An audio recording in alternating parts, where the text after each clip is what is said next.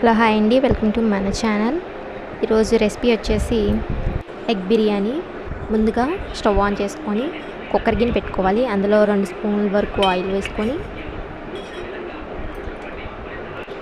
Oil మరిగిన తర్వాత కొంచెం పసుపు, కొంచెం కారం వేసిన తర్వాత ముందుగా కోడిగుడ్లు ఉడకబెట్టి పెట్టుకోవాలండి. అవి వేసి కొంచెం వేగించుకోవాలి.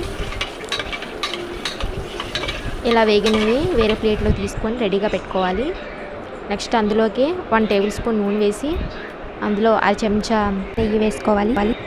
బిర్యానీ సామానం కూడా వేసుకొని అది కొంచెం వేగిన తర్వాత అందులోనే స్లైసెస్గా కట్ చేసుకుని ఉల్లిపాయ ముక్కలు వేసి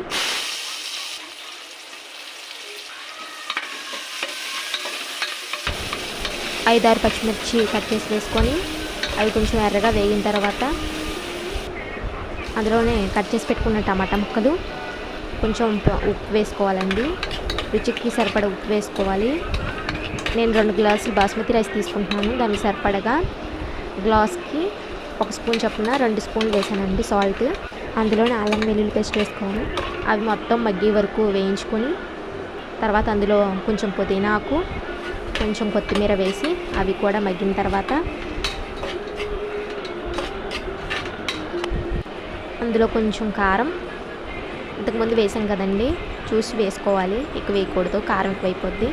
తర్వాత బిర్యానీ మసాలా 1 టేబుల్ స్పూన్, తర్వాత గరం మసాలా కొంచెం, మొత్తం కలిసేటట్టు వేయించుకొని మొత్తం నూనె పైకి తేలే వరకు వేయించుకోవాలండి. అలా వేయించుకుని దాంట్లో కొంచెం అరకప్పు పెరుగు వేసుకోవాలి.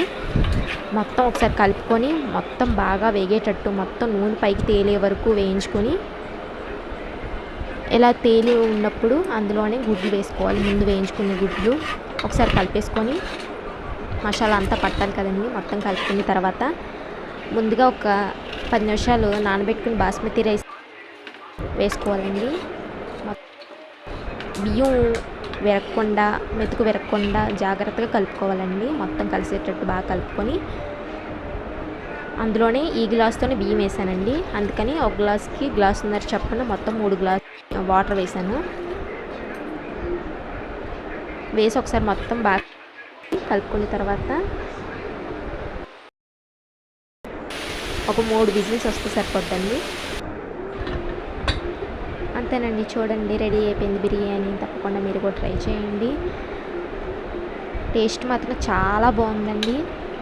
మీరు కూడా ట్రై చేసి ఎలా ఉందో తప్పకుండా కామెంట్ చేయండి, లైక్ చేయండి, షేర్ చేయండి. మన ఛానల్ సబ్స్క్రైబ్ చేసుకోండి. సబ్స్క్రైబ్ చేసుకోవడం వల్ల నేను ఏ వీడియో పెట్టినా మీకు నోటిఫికేషన్ రూపంలో వస్తుందండి. చూడండి, వాటర్ తక్కువ వేయడం వల్ల చూసారు ఎలా మెతుకు విడివిడిగా వచ్చిందో. జాగ్రత్తగా చూసి కుక్ చేసుకోండి. Thank you.